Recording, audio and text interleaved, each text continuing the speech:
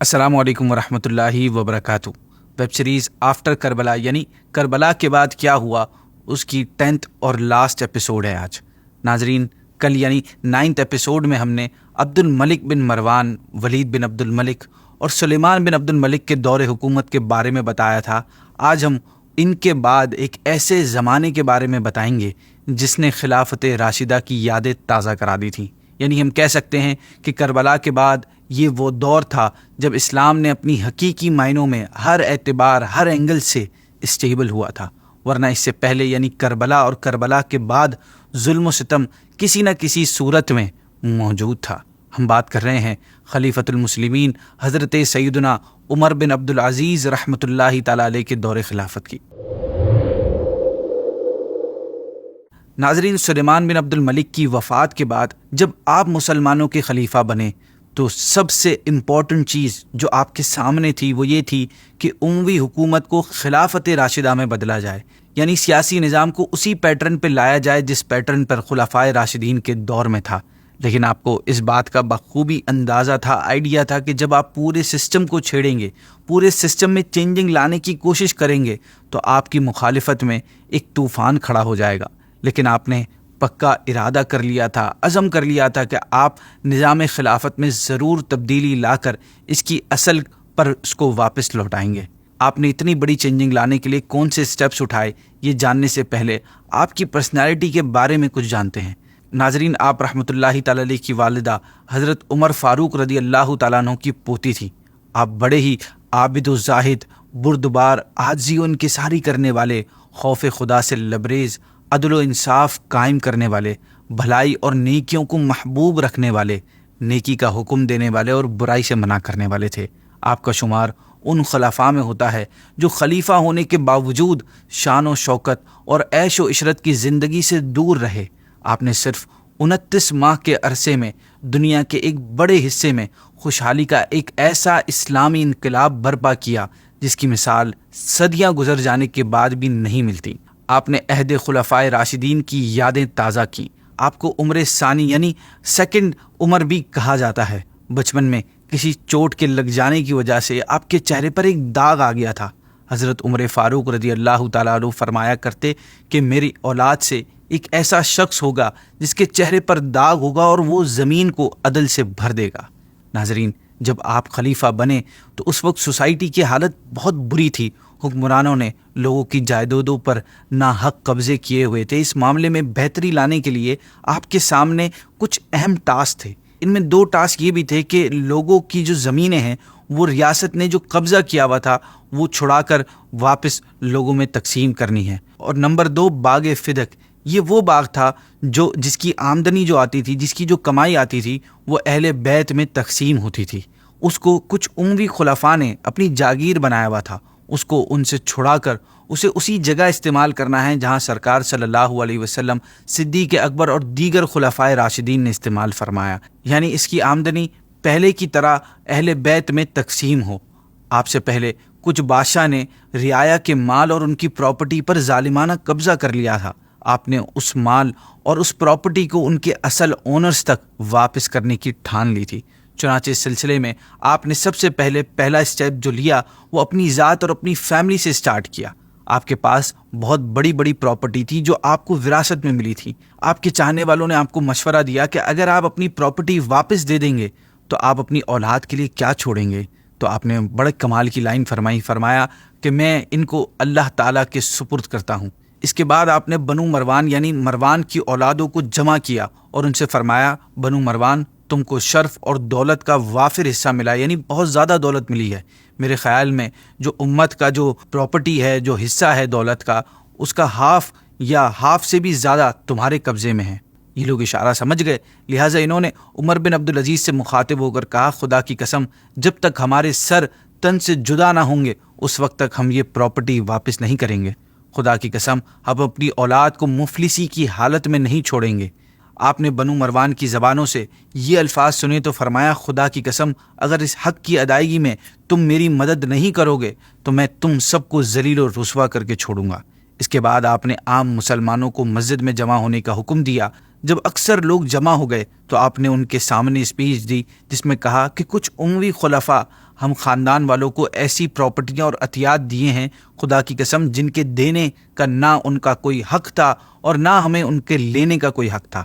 اب میں ان سب کو ان کے اصلی حقداروں کو واپس کرتا ہوں اور اپنی ذات اور اپنے خاندان سے سب سے پہلے سٹارٹ کرتا ہوں۔ اس تقریر کے بعد آپ نے اپنے ایک غلام کو حکم دیا کہ وہ شاہی ڈاکومنٹ لائے جس میں پراپرٹیز کی الاٹمنٹ کے احکامات تھے۔ چنانچہ غلام ڈاکومنٹ لے آیا۔ ڈاکومنٹ پڑھ کر سنایا جا رہا تھا اور آپ ان ڈاکومنٹس کو کینچی سے کاٹ کر پھینکتے جا رہے تھے۔ ظہر کی نماز تک آپ نے تمام پراپرٹیز اصل حقداروں کو واپس کر دی، یہاں تک کہ ایک نگینہ بھی آپ نے اپنے پاس نہیں رہنے دیا۔ اور باغ فدق کے معاملے میں آپ نے کیا کیا، یہ بتانے سے پہلے آپ کو باغ فدق کے بارے میں بتاتے چلے کہ یہ کیا ہے۔ فدق اصل میں خیبر کا ایک علاقہ تھا، اس میں کھجور کے باغات اور چشمے تھے۔ یہ علاقہ کفار نے بغیر لڑائی کے مسلمانوں کے حوالے کر دیا تھا۔ اس کی انکم نبی کریم صلی اللہ علیہ وسلم اپنی اور اپنی ازواج مطہرات رضی اللہ تعالی عنہم کے سال بھر کے اخراجات اور فقراء و مساکین اور عام مسلمانوں کی حاجات میں صرف فرماتے تھے۔ مہمان اور بادشاہوں کے سفیر کی مہمان نوازی بھی اسی انکم سے ہوتی تھی۔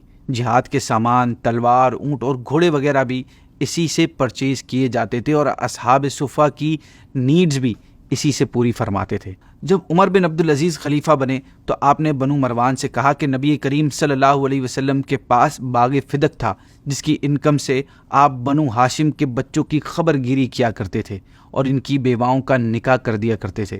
پھر حضرت ابو بکر رضی اللہ تعالیٰ عنہ، پھر عمر فاروق رضی اللہ تعالیٰ عنہ کی زندگی میں بھی اسی طرح رہا، لیکن پھر مروان نے اسے اپنی جاگیر میں داخل کر لیا اور اب وہ مجھے ورثے میں پہنچا ہے۔ اب تم گواہ رہو کہ میں اس کو اسی حالت میں چھوڑ دیا جیسے وہ پیارے آقا صلی اللہ علیہ وسلم کے زمانے میں تھا، یعنی یہ اہل بیت سے متعلق وہ حق تھا جو کربلا کے بعد ان سے چھین لیا گیا تھا اور انہیں واپس لوٹایا گیا۔ ناظرین، آپ رحمۃ اللہ تعالیٰ علیہ سے پہلے لوگ دین سے بہت دور ہو گئے تھے۔ شراب نوشی عام ہونے کے علاوہ بہت سے ناجائز کام مملکت اسلامیہ میں رائج ہو گئے تھے۔ آپ نے ریلیجیس، گورنمنٹل اور سوشل سیکٹرز میں بہتری لانے کے لیے بہت بڑے بڑے سٹیپس اٹھائے۔ آپ نے دین اسلام کی دعوت عام کرنے کے لیے تبت، چین اور دور دراز کے ممالک میں ڈیلیگیشنز روانہ کیے اور وہاں کے حکمرانوں کو دعوت اسلام پیش کی، جس کے اثر سے ایسٹ اور ویسٹ میں کئی بادشاہوں اور راجاؤں نے اسلام قبول کیا۔ آپ نے مجبوروں، مظلوموں اور محروموں کو ان کی وہ جائیدادیں واپس دلائیں جنہیں شاہی خاندان کے افراد، حکومتی اہلکار اور دیگر امراء نے اپنے قبضے میں لے رکھا تھا۔ ناظرین، آپ رحمۃ اللہ تعالیٰ علیہ سے پہلے خلفائے بنو امیہ کے دور میں بیت المال میں بہت خرابیاں پیدا ہو گئی تھی۔ آپ نے بیت المال کی اصلاح کے لیے مختلف اسٹیپس اٹھائے۔ سب سے پہلا کام آپ نے کیا کہ آپ کے دور خلافت سے پہلے تمام آمدنیاں، ٹیکسز اور صدقات وغیرہ ایک جگہ جمع ہوتے تھے، ان کا علیحدہ سے حساب نہیں رکھا جاتا تھا۔ آپ نے حکم دیا کہ ہر قسم کی انکم الگ الگ جمع کی جائے اور ان کا علیحدہ حساب رکھا جائے۔ نمبر 2، آپ سے پہلے بیت المال سے شاہی خاندان کا وظیفہ مخصوص تھا، آپ نے اس کو کمپلیٹلی بند کر دیا۔ نمبر 3، آپ سے پہلے کے خلفاء، شاعروں کو جو ان کی مدح میں قصیدے وغیرہ لکھا کرتے تھے انہیں بیت المال سے انعامات دیے جاتے تھے، آپ نے یہ سب انعامات اور وظائف بند کروا دیے۔ نمبر 4، آپ سے پہلے خلفاء جب عشاء اور فجر کی نماز کے لیے مسجد کی طرف جاتے تھے تو ایک آدمی روشنی کے لیے شمع لے کر ساتھ چلتا تھا اور شمع کا خرچہ بیت المال پر پڑتا تھا۔ بیت المال کی اصلاح، حفاظت اور نگرانی کا آپ سختی سے نوٹس لیتے تھے اور اس میں کسی قسم کی کوتاہی برداشت نہیں کرتے تھے۔ ایک بار یمن کے بیت المال سے 1 دینار کم ہو گیا تو آپ نے بیت المال کے آفیسر کو لکھا کہ میں تمہاری امانت پر کوئی الزام نہیں لگاتا، لیکن تمہاری لاپرواہی اور غفلت کو جرم قرار دیتا ہوں۔ میں مسلمانوں کے مال کا دعویٰ کرنے والا یعنی مدعی ہوں، تم پر فرض ہے کہ قسم کھاؤ کہ تمہارا اس نقصان میں کوئی ہاتھ نہیں ہے۔ ناظرین، ڈفرینٹ قسم کے ٹیکسز کسی بھی کنٹری کو چلانے کے لیے ضروری یعنی اہم ہوتے ہیں، اہم رول پلے کرتے ہیں، اس میں انہی پر ملک اور حکومت کی خوشحالی ڈپینڈ کرتی ہے۔ لیکن عمر بن عبدالعزیز کے دور حکومت سے پہلے ان تمام ٹیکسز کا نظام بہت زیادہ خراب ہو گیا تھا اور رعایا کے لیے یہ ٹیکسز دینا بوجھ بن گئے تھے اور ان میں غیر ضروری ٹیکسز بھی لگا دیے گئے تھے۔ آپ نے اس ظلم کے دروازے کو بھی بند کیا۔ آپ نے نبی کریم صلی اللہ علیہ وسلم کی احادیث کریمہ کو جمع کرنے کا اہتمام فرمایا۔ شراب نوشی کے خاتمے کے لیے مختلف اسٹریٹجیز اپنائی، مثلا شرابیوں کو سخت سزائیں دیں۔ آپ کو صحابہ کرام علیہم الرضوان سے اتنی زیادہ محبت تھی، اتنا لگاؤ تھا کہ امیر المؤمنین حضرت علی رضی اللہ تعالیٰ عنہ اور امیر معاویہ رضی اللہ تعالیٰ عنہ کی شان میں نازیبہ الفاظ بکنے والوں کو سختی سے منع فرمایا۔ یزید کو امیر المؤمنین کہنے والوں کو آپ نے کوڑے لگوائے۔ آپ نے ویلفیئرز کے بھی بہت سے کام سر انجام دیے۔ آپ نے ایک لنگر کھانا قائم کیا جس میں فقراء و مساکین اور مسافروں کو کھانا پیش کیا جاتا تھا۔ اسی طرح مسافروں کے لیے مسافر خانے اور ان کی سواریوں کے لیے استبل تعمیر کروائے جہاں پہ گھوڑے اور جانور باندھے جاتے ہیں۔ نابیناؤں، فالج زدہ، یتیموں اور معذوروں کی خدمت کے لیے غلام اور اخراجات فکس کیے اور بچوں کے وظائف بھی مقرر کیے۔ ناظرین، آفٹر کربلا یہ وہ دور تھا، سنہری دور تھا کہ جب اہل بیت کو مکمل طور پر ان کے حقوق دیے گئے اور مسلمانوں کے حالات جو کربلا کے بعد حد سے زیادہ بگڑ گئے تھے، خراب ہو گئے تھے، ان میں تبدیلی آئی۔ حضرت عمر بن عبدالعزیز کے عدل و انصاف اور حسن انتظام سے مسلمانوں کی زندگیوں میں ایک ایسا انقلاب آیا کہ زکوٰۃ لینے والا زکوٰۃ دینے والا بن گیا، اور زکوٰۃ دینے والوں کو ڈھونڈنے سے بھی فقیر نہیں ملتا تھا جو شرعی فقیر ہوتا ہے جسے زکوٰۃ دی جاتی ہے۔ آپ نے اتنے سے شارٹ ٹائم پیریڈ میں اس تمام اکنامکس اور ایڈمنسٹریٹو پرابلمس کا خاتمہ کر کے یہ پروف کیا کہ کس طرح ریاست اور سیاست اور حکومت اور معیشت کو سوارا اور قرآن و سنت کی تعلیمات کے مطابق ڈھالا جا سکتا ہے۔ ناظرین، آج ہماری ویب سیریز کا 10th اور لاسٹ ایپیسوڈ تھا جو آپ لوگوں نے ابھی سنا۔ ہم نے کمنٹس چیک کیے اور آپ لوگوں نے کمنٹس میں بہت اچھے خیالات کا اظہار کیا، اچھا فیڈ بیک دیا، اور مختلف طریقوں سے جس میں کمنٹس بھی شامل تھے ہمیں فیڈ بیک ملتا رہا۔ آپ کی حوصلہ افزائی اور پازیٹیو فیڈ بیک دینے کا دل سے شکریہ۔ آگے کے حوالے سے بھی اپنے خیالات کا اظہار ہمیں کمنٹس میں جا کر دیجیے گا، اور اگلی ویب سیریز میں آپ کس ٹاپک پر سننا چاہتے ہیں وہ بھی ہمیں آپ سجیسٹ کر سکتے ہیں۔ انشاءاللہ آپ سے نیکسٹ ٹائم پھر ملاقات ہوگی۔ اپنا خیال رکھیے گا۔ السلام علیکم ورحمۃ اللہ وبرکاتہ۔